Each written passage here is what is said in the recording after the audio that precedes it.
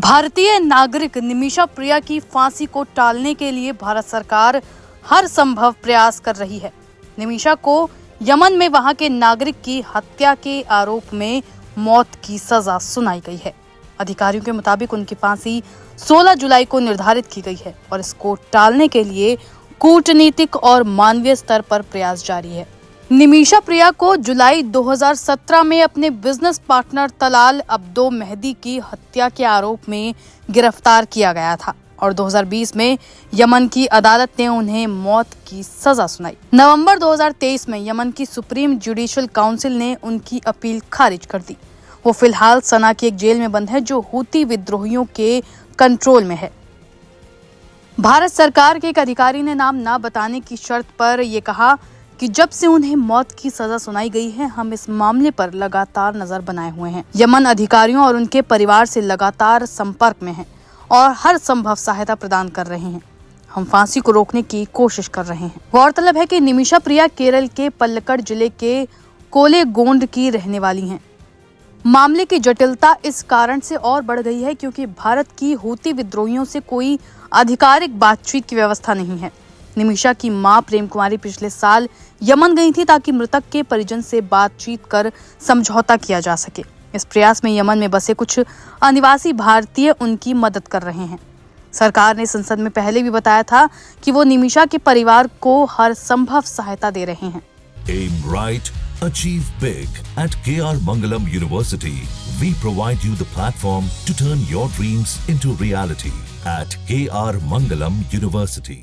Blood money देकर बचाने की कोशिश। निमिषा की जान बचाने की उम्मीद अब यमनी कानून के तहत दयात या ब्लड मनी पर टिकी है, जिसमें पीड़ित के परिवार को मुआवजा देकर सजा माफ कराई जा सकती है।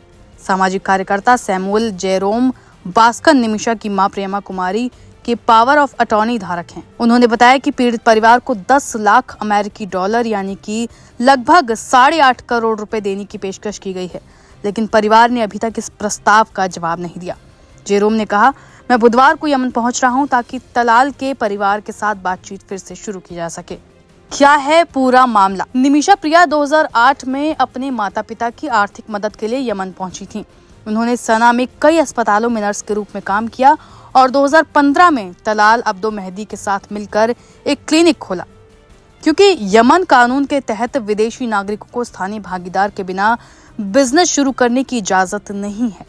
निमिषा के परिवार का दावा है कि तलाल उनके साथ धोखाधड़ी कर रहा था और उनकी आय का हिस्सा नहीं दे रहा था और तलाल ने उनका पासपोर्ट भी जब्त कर लिया। निमिषा ने तलाल को बेहोश करने के लिए सेडेटिव इंजेक्शन दिया ताकि अपना पासपोर्ट वापस ले सके, लेकिन ओवरडोज के कारण तलाल की मौत हो गई।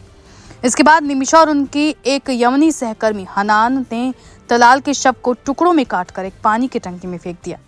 इसके बाद से निमिषा के परिवार और उनके समर्थक उन्हें बचाने की कोशिश में लगे हैं। उनकी मां प्रेम कुमारी पिछले साल से यमन में है और अपनी बेटी की रिहाई के लिए कोशिश कर रही हैं। उन्होंने दिल्ली उच्च न्यायालय से यमन की यात्रा की खास अनुमति ली थी। इसके अलावा आपको बता दें कि सेव निमिषा प्रिया इंटरनेशनल एक्शन काउंसिल ने भी ब्लड मनी के लिए पैसा इकट्ठा करने की कोशिश की, जिसमें जून 2024 तक 40,000 अमेरिकी डॉलर इकट्ठा किए गए।